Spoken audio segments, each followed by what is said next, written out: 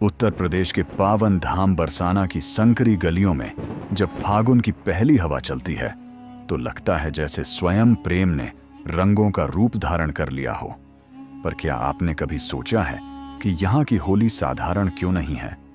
क्यों यहाँ स्त्रियां लाठियां उठाती हैं और पुरुष ढाल लेकर खड़े रहते हैं? क्या यह केवल परंपरा है या इसके पीछे छुपी है द्वापर युग की कोई रहस्यमयी कथा? नमस्कार प्रिय दर्शकों, आप देख रहे हैं आपका अपना मीठी वाणी चैनल, जहां हम सुनाते हैं सनातन धर्म की दिव्य, रहस्यमय और हृदय को छू लेने वाली कथाएं। ऐसी कथाएं जो केवल कहानी नहीं बल्कि भाव, भक्ति और विश्वास की धड़कन होती हैं। आज की कथा है बरसाने की लठमार होली की, एक ऐसी लीला जिसमें शरारत भी है, प्रेम भी है और भक्ति का गहरा रहस्य भी। फागुन का महीना था। वृंदावन और बरसाना दोनों ही रंगों की आहट से महक रहे थे। गोकुल में कान्हा अपनी माखन चोरी और बाल लीलाओं के लिए प्रसिद्ध हो चुके थे। पर एक दिन नटखट बालक के मन में एक अनोखा प्रश्न उठा। मैया, बालकृष्ण ने यशोदा से पूछा, मैं सांवला क्यों हूं और राधा इतनी गोरी क्यों? माता यशोदा मुस्कुराईं। उन्होंने कान्हा के कपोलों को चूमते हुए कहा, लाल, यदि मन में शंका है तो जाकर राधा के मुख पर रंग लगा देना, फिर दोनों एक जैसे हो जाओगे। बस यही एक वाक्य था जिसने इतिहास रच दिया।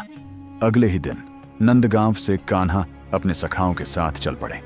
गंतव्य था बरसाना, राधा रानी की नगरी।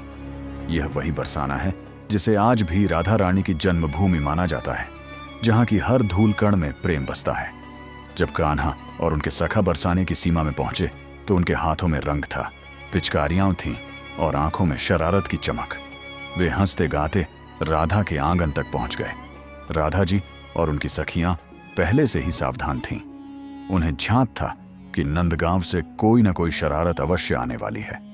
जैसे ही कृष्ण ने राधा के मुख पर रंग लगाने का प्रयास किया, सखियां आगे आ गईं। अरे ठहरो कान्हा, ललिता सखी बोली, बरसाने की गलियों में यूं ही रंग नहीं लगाया जाता। कृष्ण हंसते हुए बोले, तो क्या नियम है यहाँ का? और तभी अचानक सखियों ने लाठियां उठा लीं।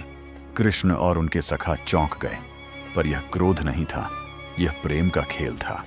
सखियां प्रतीक थीं उस आत्मसम्मान की जो प्रेम में भी मर्यादा को बनाए रखता है। कृष्ण ने ढाल उठा ली, सखाओं ने भी अपनी अपनी रक्षा की, और फिर जो हुआ वह केवल आक्रमण नहीं था, वह प्रेम का उत्सव था। सखियां लाठियों से प्रहार करती और गोप ढाल से उसे रोकते। चारों ओर हंसी गूंजती, ढोल बजते और आकाश तक रंग उड़ता। यह दृश्य केवल खेल नहीं था, यह संदेश था कि प्रेम में अधिकार है, पर अहंकार नहीं। यहाँ स्त्रियां निर्भय थीं, सशक्त थीं। वे केवल प्रतीक्षा नहीं करतीं, बल्कि उत्तर भी देती हैं। कहते हैं कि उसी दिन से यह परंपरा प्रारंभ हुई। हर वर्ष नंदगांव के पुरुष बरसाना आते हैं और बरसाने की स्त्रियां उनका स्वागत लाठियों से करती हैं। यह आक्रमण नहीं, प्रेम का निमंत्रण है। यह प्रतिशोध नहीं, राधा कृष्ण की लीला का पुनः अभिनय है। बरसाना और नंदगांव की यह परंपरा आज भी जीवित है। जब फाल्गुन शुक्ल अष्टमी को बरसाना में लठमार होली खेली जाती है और अगले दिन नंदगांव में, तो लगता है जैसे समय थम गया हो और द्वापर युग लौट आया हो। बरसाना की होली केवल रंगों का त्योहार नहीं, यह शक्ति और प्रेम का संगम है। यहाँ स्त्रियां देवी स्वरूपा मानी जाती हैं। लाठी उनके हाथ में केवल लकड़ी नहीं बल्कि आत्मगौरव का प्रतीक है। इस लीला का एक और गूढ़ रहस्य भी है। वैष्णव आचार्य बताते हैं कि राधा आत्मा है और कृष्ण परमात्मा। जब आत्मा और परमात्मा मिलते हैं तो पहले चंचलता होती है, फिर परीक्षण होता है। लाठी का प्रहार उस परीक्षा का प्रतीक है और ढाल धारण करना धैर्य का। कृष्ण कभी प्रतिकार नहीं करते, वे केवल मुस्कुराते हैं। जैसे जीवन में भी जब परिस्थितियां हमें परखती हैं तो हमें धैर्य की ढाल से ही उत्तर देना चाहिए। बरसाना की गलियों में आज भी राधे राधे की गूंज के बीच जब लाठियां उठती हैं तो वह आक्रोश नहीं, उल्लास होता है। पुरुष ढाल लेकर आते हैं, पर मन में जानते हैं कि यह प्रेम की हार है जिसमें जीत केवल राधा की होती है। और क्या आप जानते हैं, जिस स्थान पर यह लीला मानी जाती है वह राधा रानी का प्रसिद्ध मंदिर है राधा रानी मंदिर। वहां से पूरे बरसाना का दृश्य दिखाई देता है।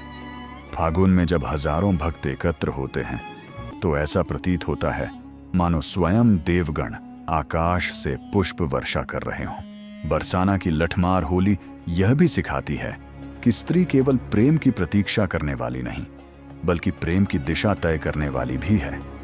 यहाँ राधा सर्वोच्च हैं, कृष्ण भी उनके आगे नतमस्तक होते हैं।